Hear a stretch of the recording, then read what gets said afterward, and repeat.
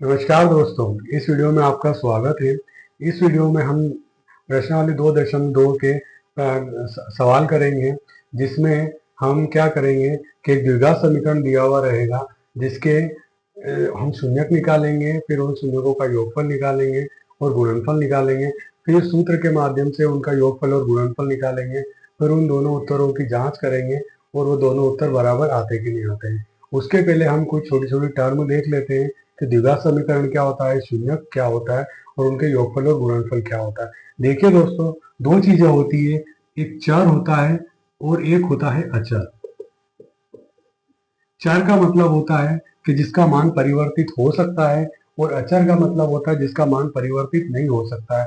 तो चर को हम जो डिनोट करते हैं वो एक्स वाई जेड या फिर किसी भी एबीसीडी वाले अक्षर से डिनोट करते हैं, और जो अचर होता है उसको हम 1 2 3 4 5 संख्याओं के रूप में व्यक्त करते हैं।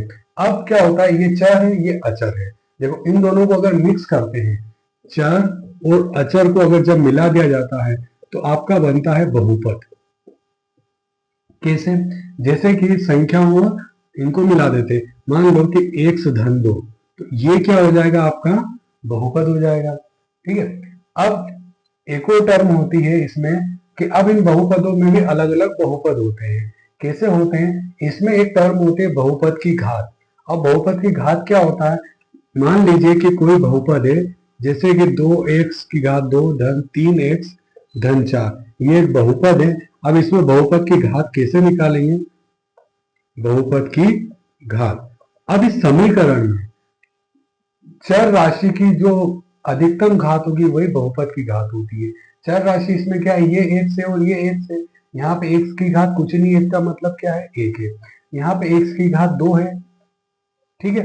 तो यहाँ पे 2 क्या हो जाएगी, अब 1 2 से क्या होता है, बड़ा होता है, तो अधिकतम घात क्या हो गई, 2 हो गए, तो बहुपद की घात क्या हो जाएगी, 2 हो जाएगी। ठीक है। और इस वाले बहुपद में बहुपद की घात क्या हो जाएगी, 1 हो जाएगी। तो जी ऐसा बहुपद जिसकी बहुपद की घात 1 होती है उसको क्या बोला जाता है, रेखिक बहुपद। ऐसा बहुपद जिसके बहुपद की घात 2 होती है उसको बोला जाता है द्विघात बहुपद। ऐसा बहुपद जिसकी घात 3 होती है उसको बोला जाता है त्रिघात बहुपद। क्लियर? बहुपद क्लियर हो गया। अब इसमें से एक जो द्विघात बहुपद है, ये क्या है, आपका द्विघात बहुपद है। तो ये क्या होता है, एक समीकरण में रूप में होता है। अगर यहाँ पे बराबर 0 कर देगा तो एक इसको क्या बोला जाता है, समीकरण बोला जाता है, और इसी को क्या बोला जाता है, द्विघात समीकरण बोला जाता है। द्विघात समीकरण। अब द्विघात समीकरण का व्यापक रूप क्या होता है? व्यापक रूप मतलब स्टैंडर्ड फॉर्म।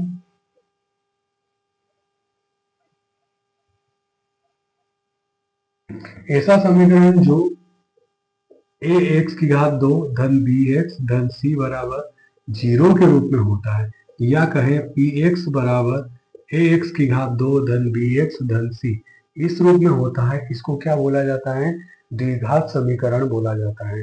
अब द्विघात समीकरण, इस तरह का समीकरण आपको सवाल में दिया हुआ रहेगा, वहां से आपको क्या करना है, अब यहाँ पे एक चीज लिखी होती है कि ए 0 के बराबर नहीं हो सकता। देखिए ऐसा क्यों होता है, अगर यहाँ पे एक ही जगह में 0 रख देता हूँ, एक ही जगह 0 रख दिया मैंने, तो क्या होगा कि ये वाली टर्म क्या हो जाएगी, पूरी 0 हो जाएगी।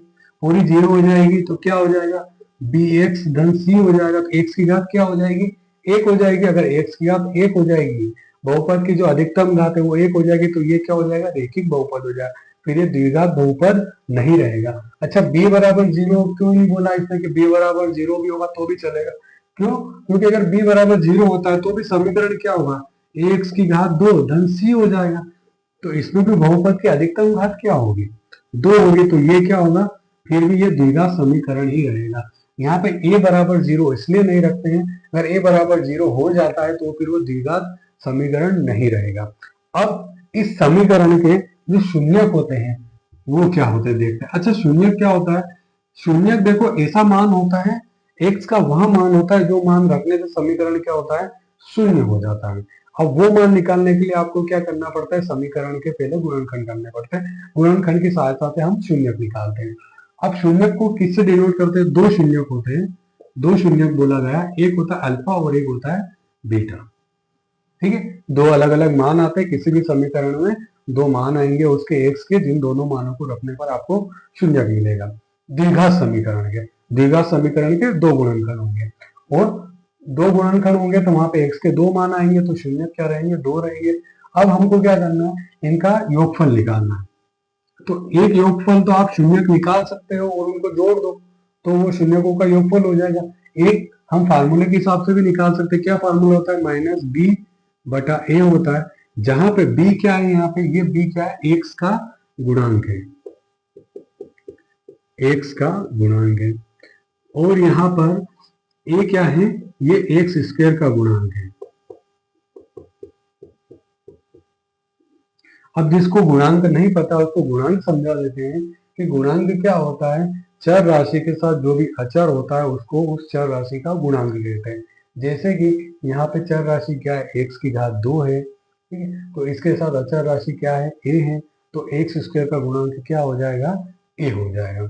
और यहाँ पे एक्स का गुणांक क्या हो जाएगा? बी हो जाएगा। तो ये शून्यकों का योगफल हो गया। अब शून्यकों का गुणनफल क्या होता है? शून्यकों का गुणनफल होता है सी बटा ए। सी क्या है? यहाँ पर सी क्या है? अचर राशि है, और ए क्या है? वही एक्स स्क्वायर का क्या है? गुणांक है। तो ये क्या हो गया? योगफल हो गया, और ये आपका क्या हो गया? गुणनफल हो गया। अब सवाल किस तरह से रहेगा? सवाल में आपको क्या रहेगा? एक समीकरण दिया हुआ रहेगा, उस समीकरण के पहले आपको शून्यक निकालना है, गुणनखंड करना है। पहले गुणनखंड से हम शून्यक निकालेंगे, शून्यकों को क्या करेंगे? जोड़ेंगे, जोड़ने के बाद उनका गुणनफल करेंगे, फिर हम फार्मूले के हिसाब से उनका योगफल निकालेंगे, फार्मूले के हिसाब से उनका गुणनफल निकालेंगे, फिर दोनों के उत्तर मैच करेंगे कि जो वास्तव में जो योगफल किया शून्यकों का वो वही उत्तर आ रहा है जो हमने इसका फार्मूले के हिसाब से निकाला है, और वही गुणनफल आ रहा है जो हमने गुणनफल के हिसाब से निकाला है।